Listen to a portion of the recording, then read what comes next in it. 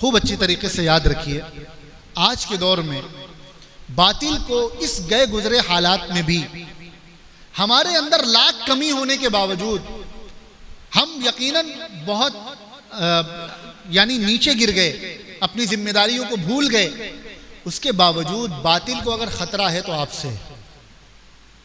اصل خطرہ انہیں آپ سے ہے، انہیں دنیا میں کسی سے کوئی خطرہ نہیں، انہیں معلوم ہے یہ مولوی جب تک موجود ہیں تب تک ہمارے لیے پرابلم ہے، اس لیے کوئی بھی باطل آتا ہے تو سب سے پہلے وہ مولویوں پہ حملہ کرتا ہے، علماء پہ حملہ کرتا ہے اور عوام کو علماء سے کاٹنے کی کوشش کرتا ہے۔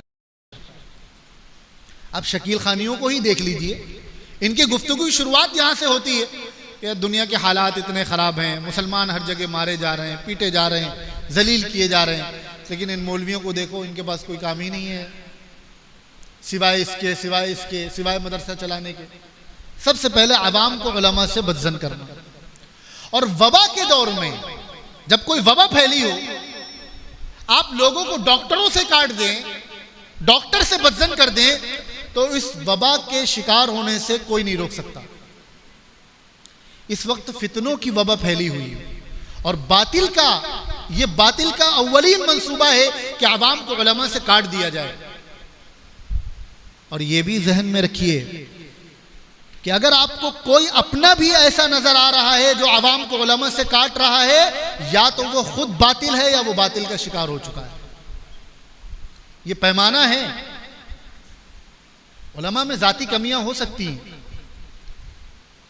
لیکن علماء انبیاء کے وارث ہیں۔ بیٹا اگر نافرمان ہو، والدین کی بات نہ مانے، تو کیا شاگرد کو، فرما بردار شاگرد کو وراثت مل جائے گی؟ وراثت پھر بھی اولاد ہی کو ملنی ہے۔ تو ایک عالم میں انسان ہونے کی حیثیت سے کمی ہو سکتی ہے، لیکن نبی کی وراثت یا عالم کو ہی ملے گی، کسی اور کو نہیں مل جائے گی۔ اس لیے آج بھی کوئی اپنا بھی اگر عوام کو علماء سے کاٹ رہا ہے اور علماء سے بدظن کر رہا ہے، یا تو وہ خود باطل ہو چکا ہے یا وہ باطل کا اہلکار ہے اور باطل سے متاثر ہے، اس کی اصلاح کی ضرورت ہے، پھر خاموشی جرم ہے۔ تو علماء کی سب سے بڑی ذمہ داری ہے کہ وہ عوام سے ربط پیدا کریں، تعلق پیدا کریں، جوڑیں عوام کو اپنے آپ سے، خود کو عوام سے جوڑیں۔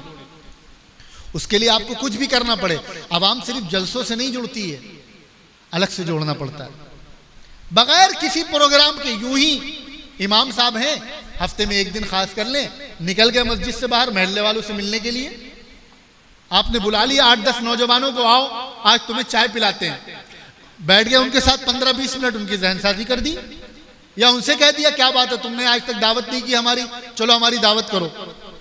نوجوان خوش ہوتے ہیں اگر امام صاحب ان سے کہیں دعوت کرنے کو۔